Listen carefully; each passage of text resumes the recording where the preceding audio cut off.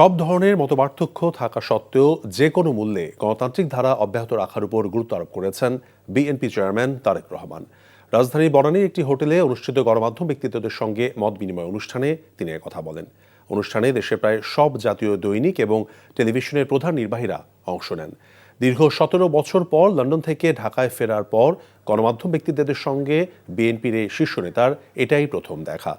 সামনের দিনে বিএনপির রাজনীতি, ত্রয়োদশ জাতীয় সংসদ নির্বাচন এবং ভবিষ্যতে রাষ্ট্র পরিচালনার দায়িত্ব পেলে বিএনপির কর্মপরিকল্পনা কী হবে তা নিয়ে সাংবাদিকদের মতামত শোনেন বিএনপি চেয়ারম্যান। গণমাধ্যমের স্বাধীনতা নিশ্চিত করা সহ জাতীয় বিভিন্ন গুরুত্বপূর্ণ বিষয়ে বিশেষভাবে খেয়াল রাখার জন্য তারেক রহমানের প্রতি আহ্বান জানান সম্পাদকগণ। বিএনপি চেয়ারম্যান তার বক্তব্যে জাতিকে সঠিক পথে নেয়ার আশাবাদ ব্যক্ত করেন।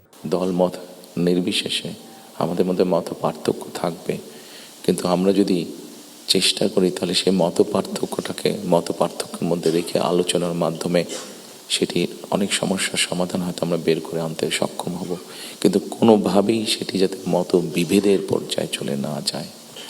মত বিভেদ হলে জাতিকে বিভক্ত করে ফেললে কি হতে পারে আমরা দেখেছি। আজকে সেই জন্যই অনেকের মুখে অনেক হতাশার কথা আমরা শুনি, কিন্তু তারপরেও আসার কথা হচ্ছে যে তাদের কাছে ভবিষ্যতের চিন্তাও আছে, ভবিষ্যতের পরিকল্পনা আছে।